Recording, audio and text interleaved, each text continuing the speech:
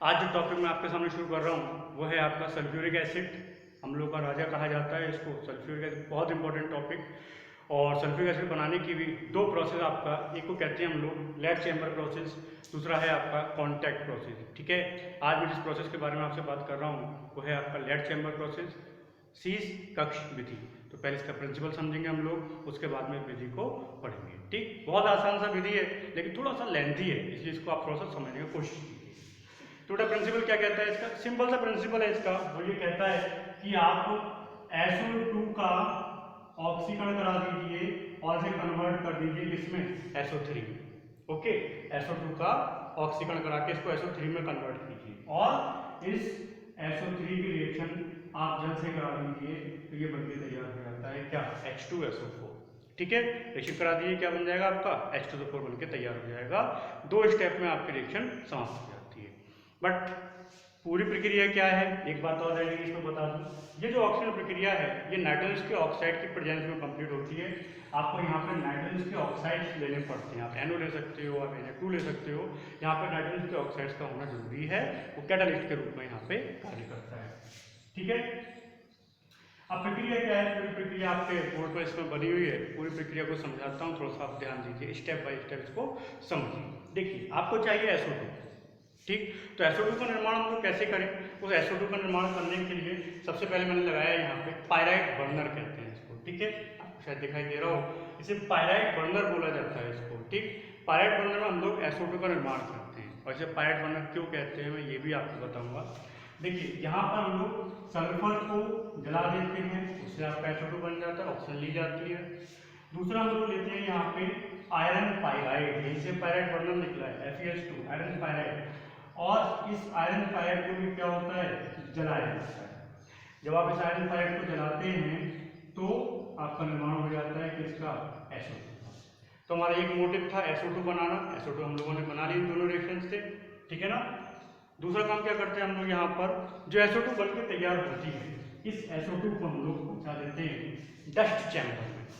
Dust chamber का काम क्या होता है? डस्ट चैम्बर में पहुंचने के बाद जो गैस में उपस्थित इम्प्योरिटीज हैं, कौन सी इम्प्योरिटीज? जैसे डस्ट, नाम से ही लग रहा है डस्ट है, उस डस्ट को दूर करने के हम लोग क्या करते हैं? डस्ट चैम्बर लगाते हैं। उसमें क्या किया हुआ है हम लोगों ने? वेपर, जलवाष्प को हम लोग प्रवाहित करते हैं तो क्या होता है? जितना भी धूल होता है वो धूल क्या होगा? भारी होगा, और भारी होने के कारण सारी का सारा नीचे बैठ जाता है। ठीक है, और आपका जो गैसेस मिक्सचर है दो चीज़ों का, SO2 और O2, दोनों का गैसेस मिक्सचर क्या होता है? साफ हो जाता है आगे के प्रोसेस के लिए। ठीक, फिर हम लोग क्या करते हैं? लगाते हैं नाइट्रल पॉट। ठीक, क्योंकि आपको चाहिए नाइट्रोजन के ऑक्साइड, तो नाइट्रोजन के ऑक्साइड के लिए आपको क्या लगाना पड़ेगा? नाइट्रल पॉट लगाना पड़ेगा। ठीक, अब ये नाइट्रल पॉट कैसे काम करेगा इस पर आप ध्यान दीजिए। इसमें भरा रहता है नाइट्रल, नाइट्रल शब्द आया है यहाँ से, NaNO3 सोडियम नाइट्रेट। ओके, इसका रिएक्शन जब आप H2SO4 से कराते हैं तो बन जाता है NaHSO4 प्लस HNO3। और ये जो HNO3 है ये HNO3 कन्वर्ट हो जाता है आपका, 4 देने पड़ते हैं, NO बनाता है, O2 बनाता है और H2। बैलेंस कर देंगे हम लोग रिएक्शन को।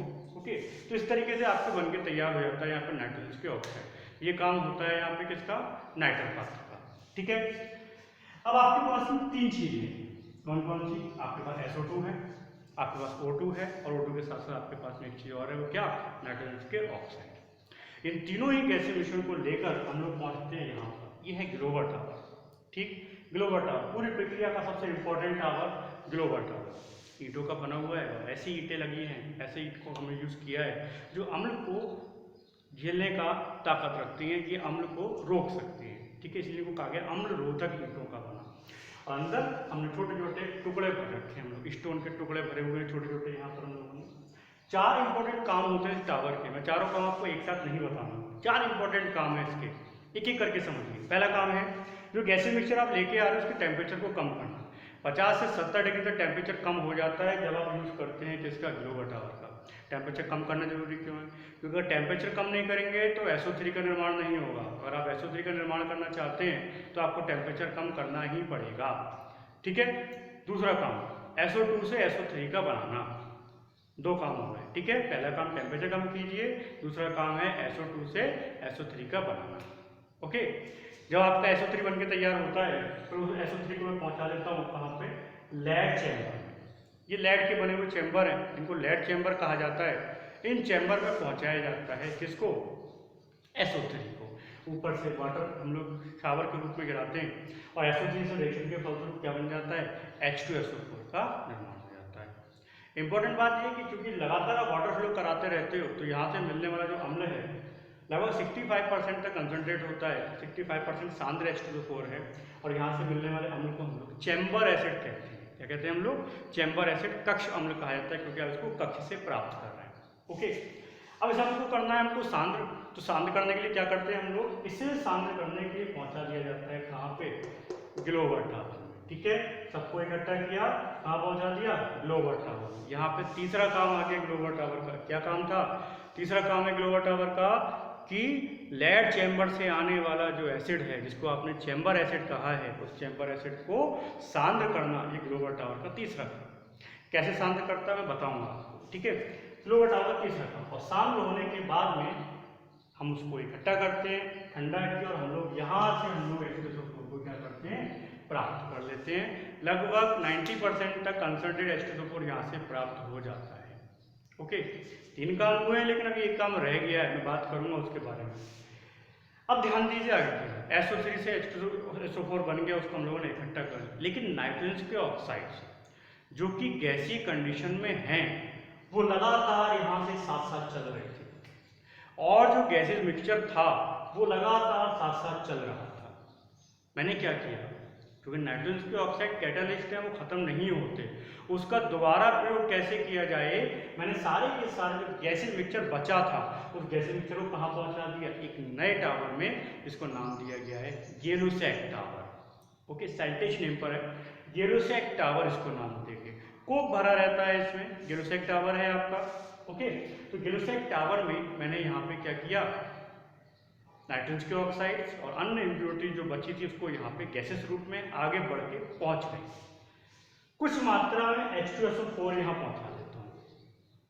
ठीक है, आपका नाइट्रोजन के ऑक्साइड यहाँ पहुंच गए थे, कुछ मात्रा में मैं क्या पहुंचा देता हूँ? H2SO4 जो आपको प्राप्त हुआ है उसी में से कुछ H2SO4 वहाँ पे पहुंचा देता हूँ। ठीक, क्यों? क्योंकि नाइट्रोजन के ऑक्साइड की जो क्रिया हो जाती है किससे? H2SO4 से, तो कन्वर्ट हो जाता है नाइट्रोसो सल्फ्यूरिक अम्ल। फॉर्मूला होता है NOHSO4, नाइट्रोसो सल्फ्यूरिक अम्ल। तो जो नाइट्रोसो सल्फ्यूरिक अम्ल बनता है ये भी दोबारा से कहाँ पहुंचा दिया जाता है? Glauber tower. ठीक है, ग्लोबर टावर, यानी ग्लोबर टावर का चौथा काम क्या है? नाइट्रोसो सल्फ्यूरिक अम्ल से, ओके, नाइट्रोजन सल्फ्यूरिक अम्ल से सल्फ्यूरिक अम्ल को अलग कर देना, ये ग्लोबर टावर का चौथा काम होता है। 4 काम, पहला काम टेम्परेचर कम, दूसरा काम SO3 बनाना, तीसरा काम क्या था आपका? चैम्बर एसिड को कंसंट्रेट करना, शांत करना, और चौथा काम होता है नाइट्रोसो सल्फ्यूरिक अम्ल से सल्फ्यूरिक अम्ल को अलग कर देना। यहाँ पे बन कैसे जाता है? नाइट्रोजन के ऑक्साइड चल रहे हैं, आपका NO चल रहा था, ठीक है, NO के साथ में मान लीजिए आपका NO2 चल रहा है, दोनों ऑक्साइड्स होंगे, आप कह नहीं सकते, और थोड़ी सी मात्रा हम लोगों ने क्या ले लिया? H2SO4 जो यहाँ से हम लोग लेके गए। जब उनका रिएक्शन हो जाता है तो क्या बन जाता है? NOHSO4 बन के तैयार हो जाता है। ठीक है, क्या बन जाता है आपका? NOHSO4 बन के तैयार हो जाता है। H2O क्या होता है? बाहर निकल जाता है। जब ये NOHSO4 यहाँ पहुँचता है, यहाँ पर रिएक्शन जस्ट उल्टा हो जाता है और H2SO4 हमको दोबारा से प्राप्त हो जाता है, जबकि जो इम्प्योरिटीज थी वो सारी की सारी आपकी गेलुसैक टावर में रह जाती है। ठीक है, इम्प्योरिटीज सारी कहाँ रह जाती है? गेलुसैक टावर में रह जाती है। इस प्रकार प्रक्रिया चलता रहता है, हम लोग लगातार H2SO4 का निर्माण करते रहते हैं। ओके, इस पूरी प्रक्रिया को अपनी लैंग्वेज में लिखिए। ठीक है, उसके बाद मैं आपको पेज भेजूंगा, उससे आप चेक करके उससे चेक करा लीजिए।